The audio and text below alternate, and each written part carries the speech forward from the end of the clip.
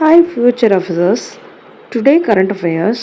India France கூட 21 ஒப்பந்தங்கள் கையெழுத்து பண்ணியிருக்காங்க. இந்த ஒப்பந்தங்கள் எதுக்கு அப்படின்னு பார்த்தீங்கன்னா, வர்த்தகம், தொழில்துறை, பாதுகாப்பு, கல்வி இதற்கான ஒப்பந்தங்கள் தான்.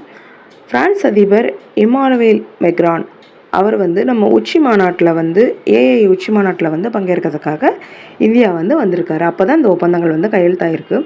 பாதுகாப்பு படை வீரர்களுக்கான பயிற்சி கப்பலை தனியார் நிறுவனத்தோட ஒப்பந்தம் பண்ணியிருக்காங்க. அதன்படி கிருஷ்ணா அப்படிங்கிற முதல் பயிற்சி கப்பலை அந்த நிறுவனம் தயாரித்து கொடுத்துருக்கு. கிருஷ்ணா இந்தியாவோட 3வது நீளமான நதியாகும். உலக பொருளாதார ஒத்துழைப்பு மாநாடு மும்பையில் நடைபெற்றிருக்கு.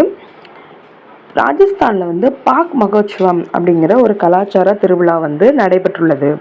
சிஎஸ்ஆர் நிஸ்ட் அப்படிங்கிறது கேரளா திருவனந்தபுரத்தில் இருக்குது.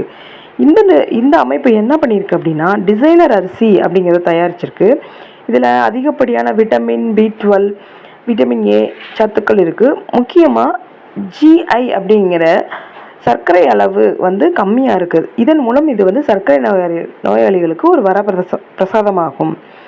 ஹேமர் ரக விண்வெளி தாக்குதலை ஏற்படுத்துறதுக்காக பெல் சாஃப்ரானோட ஒப்பந்தம் செஞ்சிருக்கு.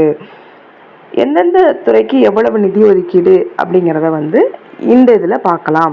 கல்விக்கு 48,534 கோடியும், ஊரக வளர்ச்சிக்கு 29,465 கோடி, நகர்ப்புற வளர்ச்சிக்கு 28,687 கோடி, மக்கள் நல்வாழ்வுக்கு 22,090, நெடுஞ்சாலைக்கு 21,132, மின்சாரத்துறை 18,091, போக்குவரத்துக்கு 13,062, நீர்வளத்துக்கு 10,076, உயர்கல்விக்கு 8,505, சிறு குறு அதாவது MSMEம்பாங்கள்ல அதுக்கு 6,225, சமூக நலனுக்கு 5,463, ஆதி திராவிடர் நலத்துறைக்கு 3,934. இது ஏறு வரிசை இறங்கு வரிசையில் கேட்பாங்க நம்ம எக்ஸாமில். ஸோ எல்லோரும் பார்த்துக்கோங்க. இதே மாதிரி கரண்ட் அஃபேர்ஸ்க்கு நம்ம எக்ஸாம் சேனலை சப்ஸ்கிரைப் பண்ணுங்கள். தேங்க்யூ.